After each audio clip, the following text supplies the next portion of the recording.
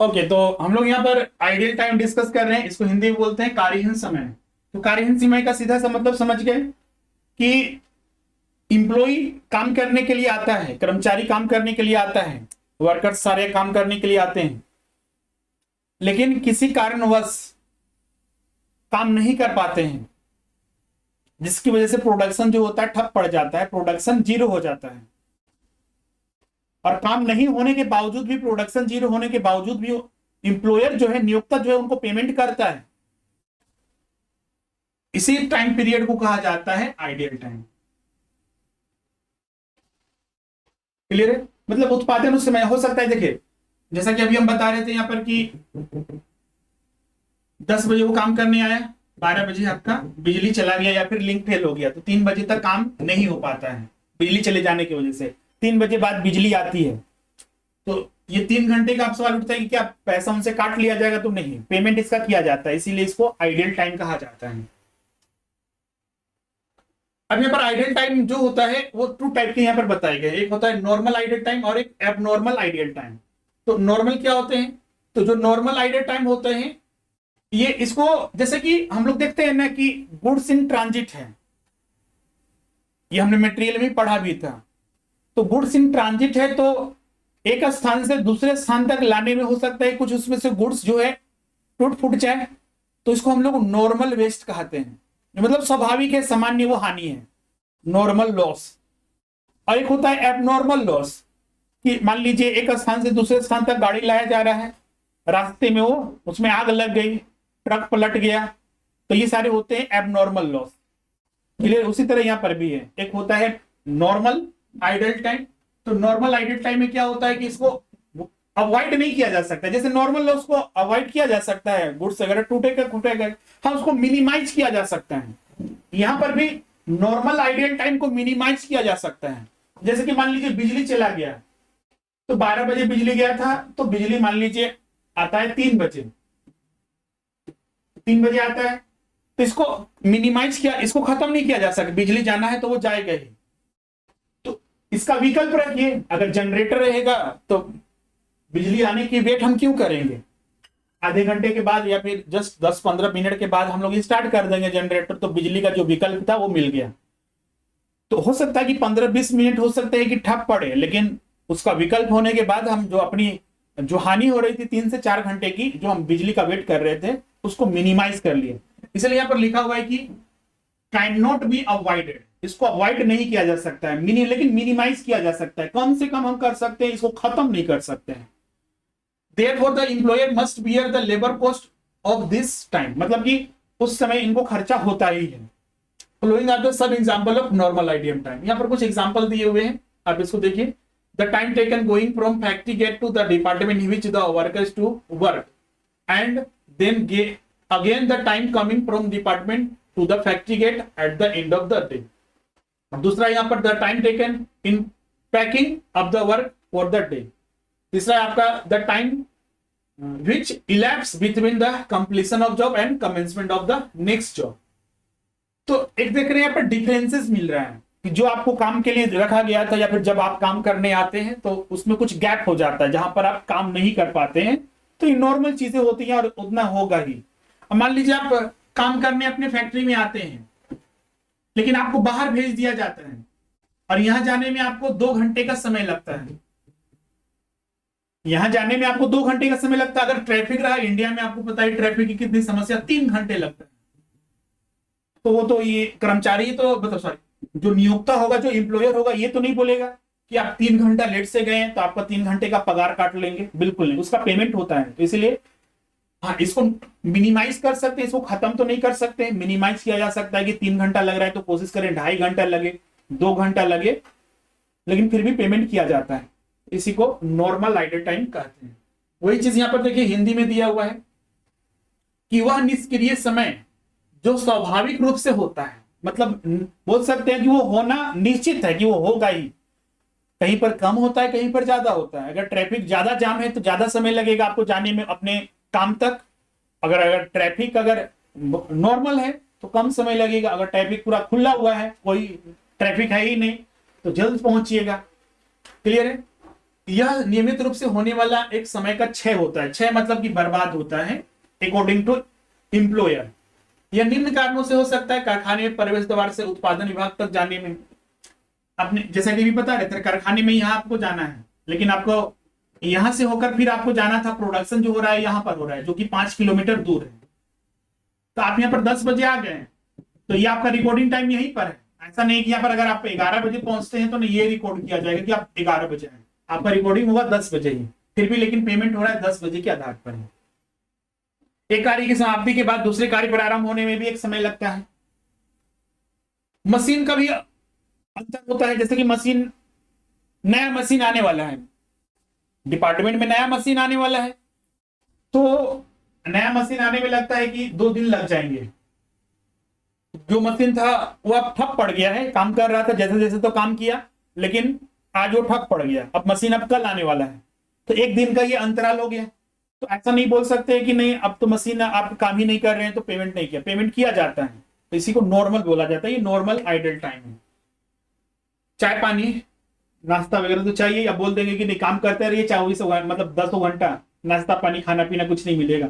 आजकल तो देखिए बड़े बड़े ऑर्गेनाइजेशन में है कि जिम वगैरह की व्यवस्था, आराम करने की व्यवस्था सारा है, क्योंकि वर्कर्स अगर सही से काम करेंगे प्रोडक्शन बेहतर होगा, क्वालिटी भी रहेगी गुड्स की। एक होता है abnormal idle time. Abnormal idle time में क्या होता है? एबनॉर्मल तो बोलते हैं असामान्य हिंदी में। जैसे कि एबनॉर्मल लॉस बता रहे थे कि जो मटेरियल था एक स्थान से दूसरे स्थान में लाने में आपका रास्ते में ट्रक पलट गया, एबनॉर्मल। ये हमेशा ध्यान रखिएगा, ये यूजुअल नेचर के नहीं होते हैं, या फिर ये स्वाभाविक नहीं होते हैं कि होगा ही नहीं। पहले से इसको हम लोग डिटरमाइन भी नहीं कर सकते, ये निश्चित भी नहीं होता है। अब मान लीजिए आग लग गया, तो आग लगने की वजह से फैक्ट्री में आग लग गया, काम ठप पड़ गया, फिर भी लेकिन वर्कर्स को पेमेंट करना पड़ता है। अभी कोरोना आया, कोरोना में सरकार का भी गाइडलाइंस था कि पेमेंट करना होगा, हाँ कुछ कम कीजिए लेकिन पेमेंट करना ही पड़ेगा। तो कोरोना में लॉकडाउन रहा, प्रोडक्शन पूरा ठप था, तो बहुत सारे जो वर्कर्स को तो पूरा का पूरा पेमेंट मिला। हाँ बहुत सारे जो कंपनियां थी या फिर जो फैक्ट्री थे उन्होंने पेमेंट नहीं किया, वो अलग बात है, लेकिन गाइडलाइंस तो और एक बेहतर इथिकली अगर बोला जाए तो बेहतर यही होता है कि पेमेंट उनका किया जाए। ये एबनॉर्मल चीजें होती है। क्लियर है? It is that time wastage which can be avoided if proper precaution are taken. अगर आप सही से, यहां पर जैसा कि हमने बताया था, नॉर्मल आइडल टाइम को मिनिमाइज किया जा सकता है, खत्म नहीं किया जा सकता है, लेकिन एब्नॉर्मल आइडल टाइम को खत्म किया जा सकता है अगर आप पहले से ही निश्चित रहें, बेहतर तैयारी चले।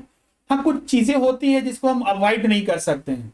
अब मान लीजिए आप बेहतर तरीके से गाड़ी का ड्राइवर भी बेहतर रखे थे और मटेरियल भी बहुत अच्छे से वहां पर रखा गया था, सब चीज सही था, लेकिन भूकंप आ गया तो उसको तो अवॉइड नहीं कर सकते हैं ना। अब मान लीजिए अब फैक्ट्री में आ जाते हैं, फायर लॉस मतलब फायर लग गया, आग लग गई गोदाम में या फैक्ट्री में, तो उसके लिए बेहतर रहता कि ऐसे कुछ सिस्टम होना चाहिए जैसे कि ज्यादातर जो आग लगती है फैक्ट्री में वो शॉर्ट सर्किट से लगती है। ज्यादातर आप देखिएगा शॉर्ट सर्किट ही इसमें एक बहुत बड़ा रिस्पॉन्सिबल होता है।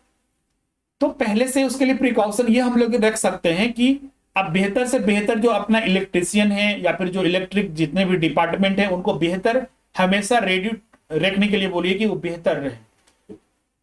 बेहतर हो तभी रहेगा जब उसको जब जितना भी इलेक्ट्रिक वायर या फिर जो बोर्ड लगाएंगे वो बेहतर होंगे। दूसरा, अब ऐसा नहीं कि एक बार लगा दिए तो हमेशा बेहतर ही होगा, उसका एक टाइम पीरियड के आधार पर उसका आप रिव्यू करते रहिए, जांचते रहिए, कोई इसमें वायर तो खराब नहीं है या फिर कोई बोर्ड तो खराब नहीं है, कोई मशीन तो खराब नहीं है। इसको टाइम टू टाइम क्या है उसका जांच कराते रहिए। तो उससे प्रिकॉशन वही है आपका, इस समय समय पर उस पर जांच करते रहे। Example of abnormal time period, time wasted due to the breakdown of machinery. Machine चलना बंद पड़ गया तो अगला मशीन जब तक नहीं आएगा तब तक क्या करेंगे, ये एबनॉर्मल है। Failure of power supply, power supply बंद हो गया, इसका विकल्प क्या है, जनरेटर रखिए तो 10 मिनट 15 मिनट वेस्ट होगा। The time wasted due to strike और लॉकडाउन, हाँ लॉकआउट्स। स्ट्राइक में सारे मजदूर जो थे पता चला कि पेमेंट जो होना चाहिए था नहीं मिल रहा, इस बार बोल रहे हैं कि 100 रुपए सबको बढ़ाना पड़ेगा, बोनस नहीं दे रहे हैं, स्ट्राइक पर चले, काम ज्यादा करवा रहे हैं, तो आप पहले से ही जो मनोदशा है कर्मचारियों की या वर्कर्स की उसको समझिए कि वो क्या चाहते हैं। हाँ, उनकी हर बात मानना मुश्किल है कि उनकी हर बात ही मानिए, लेकिन उसका विकल्प निकालिए कि आखिर उनको संतुष्ट कैसे किया जाए। अब मान लीजिए सरकार अभी चल रही है, सरकार सभी लोगों को साथ में लेकर नहीं चलती है। जैसे कि मान लीजिए किसान आंदोलन हो रहे थे, उनको लग रहा था किसानों को कि नहीं, जो सरकार के द्वारा जो 3 बिल लाए गए हैं वो सही नहीं है। सरकार ने उनको मनाने की कोशिश की, नहीं माने तो फिर बिल को वापस ले लिया गया। तो ये एक अच्छा विकल्प है। तो वही चीज यहाँ पर भी है कि अगर आप स्ट्राइक वगैरह पर मजदूर जा रहे हैं तो उनको लंबे समय तक रहने न दीजिए, वरना फिर पता चलेगा कि पेमेंट करना भी है और काम भी ठप पड़ा हुआ है। तो उसका विकल्प निकालिए, उसका प्रिकॉशन जो है प्रॉपर एक बेहतर तरीका अपनाइए। क्लियर है? तो ये नॉर्मल और एबनॉर्मल जो था, हिंदी में वही चीज यहां पर दिया हुआ है। एबनॉर्मल टाइम, आइडल टाइम, यह वह कार्यहीन समय है जो असाधारण परिस्थितियों में, असाधारण परिस्थितियां जैसे हड़ताल, तालाबंदी, बिजली फेल हो जाना, मशीन का रुक जाना। अब यहाँ पर ये भी बहुत सारे स्टूडेंट बोलते हैं सर कि कोई मिस्टेक हो जाता है। मिस्टेक को खुद फाइंड आउट कर सकते हैं। हाँ, कोई उत्तर नहीं आ रहा है तो वो अलग चीज है। अब यहाँ पर देखिएगा, बोलिएगा सर कि यहाँ पर देखिए, अब इसको बताने की हमको जरूरत नहीं है कि यहाँ पर कि ये होना चाहिए रुक, खुद समझ सकते हैं। तो मशीन रुक जाने या खराब हो जाने के कारण, सामग्री उपलब्ध न होना, औजारों की प्रतीक्षा करना, सुपरवाइजर के निर्देश की परीक्षा करना, सुपरवाइजर गाइड दिख ही नहीं रहा है, या फिर सुपरवाइजर समय पर नहीं आ रहे, सारे वर्कर्स तो आ गए, सुपरवाइजर ही गोल है। तो ऐसे में वहां पर एबनॉर्मल स्थिति आ जाती है और फिर भी पेमेंट उनका करना पड़ता है। तो ये एबनॉर्मल आइडल टाइम होता है। क्लियर यहां तक सभी को? अब इसमें अगला जो एक सबसे महत्वपूर्ण पॉइंट है कि जैसे कि अभी बता रहे थे ना, वेजेस पेमेंट से संबंधित। तो एक आदर्श आइडियल सिस्टम क्या है मजदूरी देने का, उसको आगे हम पढ़ेंगे। उससे पहले जो हमने ये बताया आइडियल टाइम, इसमें किसी को डाउट है, पूछना चाहते हैं तो आप यहां पर पूछ सकते हैं। कॉन्सेप्ट आइडियल टाइम होता क्या है? आइडियल टाइम के प्रकार, 2 प्रकार, नॉर्मल और एक आपका एबनॉर्मल। किन्हीं को कोई डाउट है?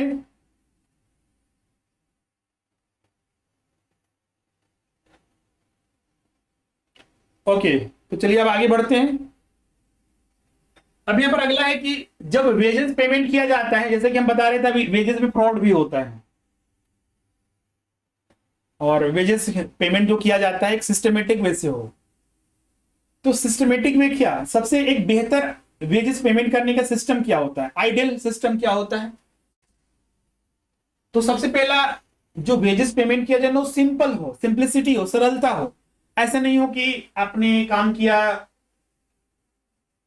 10 से 5। तो देखिए कोई कोई नियोक्ता होते हैं ना, इस तरह से करते हैं। आपने 10 से 12 काम किया, अरे उस समय तो ज्यादा काम नहीं हो रहा था, ज्यादा प्रोडक्शन नहीं हो रहा था, आप भी बैठ के गप्पे हाँक रहे थे, आपस में बात कर रहे थे। 12 से 2 आपने काम किया, ये सही काम हुआ था। 2 से 3, अरे इसमें तो बिजली थोड़ा कट आ रही थी। और 3 से 5 किया आपने, सही काम किया।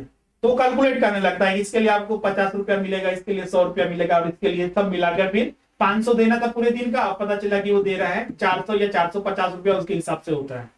तो ये कॉम्प्लेक्स है, बहुत ही ज्यादा कॉम्प्लेक्स है। ये सिंप्लिसिटी होनी चाहिए, सरल होना चाहिए कि हाँ, उनको तय किया गया उनके अनुसार, चाहे उनके कार्य के अनुसार ही उनको दीजिए। 100 यूनिट बनाने के आधार पर तय था कि उनको हर यूनिट का 10 रुपया दिया जाएगा, तो 1000 उनको पेमेंट किया जाएगा। तो 1000 उनको सीधा दीजिए, और 500 रुपया डेली के बेसिस पर है तो उनके अनुसार दीजिए। सिंपल होना चाहिए, उसको भी गणित समझ में आए।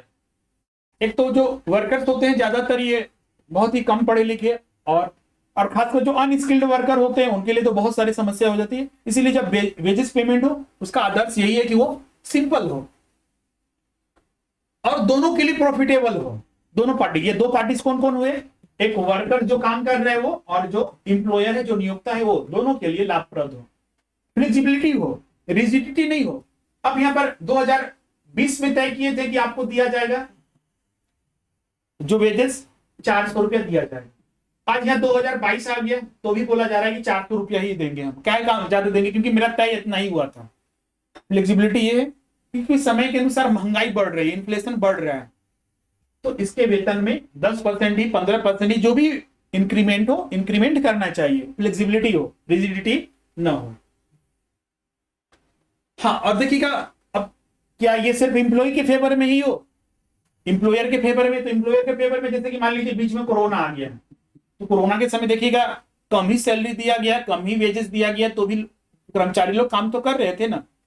तो वहां पर भी कर्मचारी को भी समझना चाहिए कि अभी कंपनी का हालत खराब है, तो उस समय कंपनी के साथ हो रहे, जिससे कि अगर कंपनी अगर फ्यूचर में करती है तो उनके लिए वो बेहतर ही होगा, बेहतर करेगी। तो इकोनॉमिकल हो, मित्र वही हो, मतलब कि सैलरी और वेजेस इतना ज्यादा ना हो कि कंपनी के ऊपर बर्डन पड़ने लगे।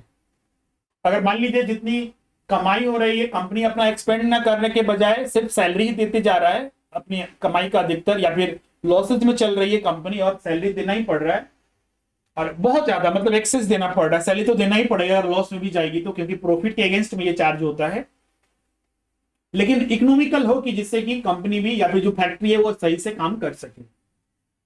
इंसेंटिव प्रेरणात्मक हो, मतलब कि जो मान लीजिए जो वेजेस पेमेंट किया जा रहा है, वेजेस जो पेमेंट किया जा रहा है, तो कर्मचारी भी काम करने के लिए जो वर्कर्स है वो भी आतुर हो कि हाँ हमें डेली 500 मिल रहा है, अगर हम काम नहीं करेंगे तो ये पैसा चला जाएगा, तो काम करने के लिए इच्छुक हो। साथ ही इसमें अगर मान लीजिए इसमें ये भी सिस्टम होना चाहिए कि न्यूनतम मजदूरी की गारंटी हो। जैसे अभी कोरोना आ गया था, लॉकडाउन हुआ, उत्पादन ठप पड़ा था,